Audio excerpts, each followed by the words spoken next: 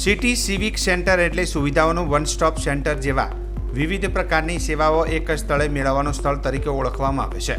નાગરિકોને પડતી મુશ્કેલી દૂર કરવા આ સિટી સિવિક કેન્દ્ર એટલે કે જનસેવા કેન્દ્રનું લોકાર્પણ ગુજરાતના માનનીય મુખ્યમંત્રી ભૂપેન્દ્રભાઈ પટેલ દ્વારા ઓનલાઈન કરવામાં આવ્યું હતું.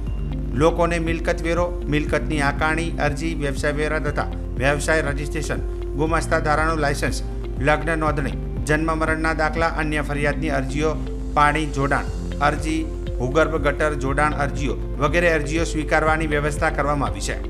સરકાર શ્રી દ્વારા આ સિટી સિવિક સેન્ટર ધાનેરા બનાવવા માટે અંદાજિત ₹25 લાખના ખર્ચા થયેલ છે.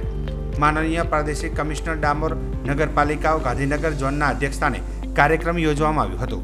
આ પ્રસંગે મામલતદાર અને વહીવટદાર નગરપાલિકા ધાનેરા, મુખ્ય અધિકારી નગરપાલિકા ધાનેરા ભગવાનદાસ પટેલ અગ્રણી ભારતીય જનતા પાર્ટી, નથાભાઈ એચ પટેલ પૂર્વ ધારાસભ્ય શ્રી ધાનેરા વિધાનસભા, અનિલભાઈ દરજી ઉપપ્રમુખ ભારતીય જનતા પાર્ટી બનાસકાંઠા, ત્રણુભાઈ મોદી પ્રમુખ ધાનેરા શહેર ભારતીય જનતા પાર્ટી, હરીસિંહજી રાજપૂત પ્રમુખ શ્રી ધાનેરા શહેર ભારતીય રાષ્ટ્રીય કોંગ્રેસ પાર્ટી, નગરપાલિકાના પૂર્વ પ્રમુખશ્રીઓ, પૂર્વ સભ્યશ્રીઓ, મહિલાના મોરચાના હોદ્દેદારો, વેપારીઓ, શહેરના નાગરિકો, પત્રકાર મિત્રો વગેરે તમામ લોકો મોટી સંખ્યામાં ઉપસ્થિત રહીને કાર્યક્રમને સફળ બનાવ્યો હતો.